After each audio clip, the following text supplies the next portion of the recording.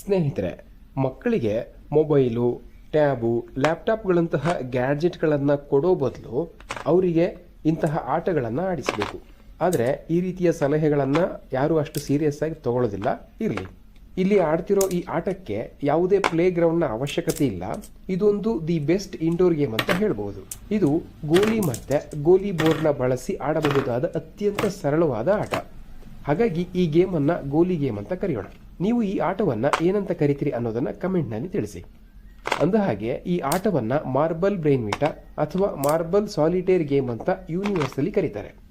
ಈ marble game ಬೋರ್ಡ್ನಲ್ಲಿ 33 ಖಾಲಿ ಕುಳಿಗಳಿರ್ತವೆ, ಅಂದರೆ ಎಂಟಿ ಸ್ಪಾಟ್ಸ್. 32 ಗೋಲಿಗಳಿಂದ ಆಡಬೇಕು.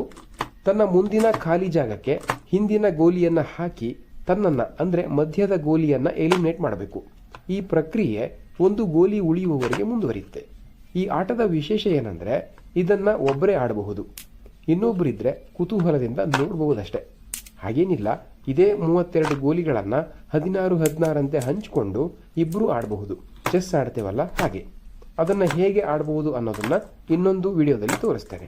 ಈ ಆಟದಲ್ಲಿ ಯಾರು 1 ಗೋಲಿ ಉಳಿಸ್ತಾರೋ ಅವರು ಜೀನಿಯಸ್, 2 ಗೋಲಿ ಉಳಿಸಿದರೆ ಅವರು ಎಬೋ ಇಂಟೆಲಿಜೆಂಟ್, 3 ಗೋಲಿ ಉಳಿಸಿದರೆ ಇಂಟೆಲಿಜೆಂಟ್, 4 ಮತ್ತು ಅದಕ್ಕಿಂತ ಹೆಚ್ಚು ಗೋಲಿ ಉಳಿಸಿದರೆ ಗ್ರೇಡ್ ಕೊಡೋಕ್ಕಾಗಲ್ಲ, ನಿಮಗೆ ಈ ಆಟ ಹೆಚ್ಚು ಪ್ರಾಕ್ಟೀಸ್ ಆಗಬೇಕು ಅಂತ.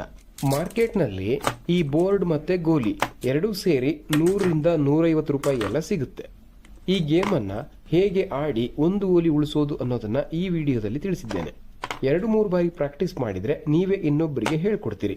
ಇದೊಂಥರ ಕಲಿಯುವವರಿಗೂ ಬ್ರಹ್ಮವಿದ್ಯೆ, ಕಲಿತ ಮೇಲೆ ಕೋತಿ ವಿದ್ಯೆ ಅಂತಾರಲ್ಲ ಹಾಗೆ. ಇಲ್ಲಿ 1 ಗೋಲಿ ಉಳಿಸುವಂತಹ ಒಂದು ಮೆಥಡನ್ನು ಏನು ತೋರಿಸಿದ್ದೀವಿ, ಇದು ಒಂದು ಸಾಧ್ಯತೆ ಅಷ್ಟೇ. ಇಂತಹ 10 ಸಾಧ್ಯತೆಗಳಿದ್ದಾವೆ. ಅವನ್ನ ನೀವು ಪ್ರಾಕ್ಟೀಸ್ ಮಾಡ್ತಾ ಮಾಡ್ತಾ ಕಂಡ್ಕೋಬಹುದು.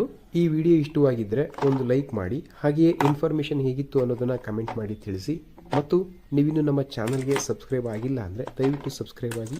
ಮತ್ತು ವಿಡಿಯೋ ನೋಡಿದ್ದಕ್ಕೆ ಧನ್ಯವಾದಗಳು. ನಮಸ್ಕಾರ.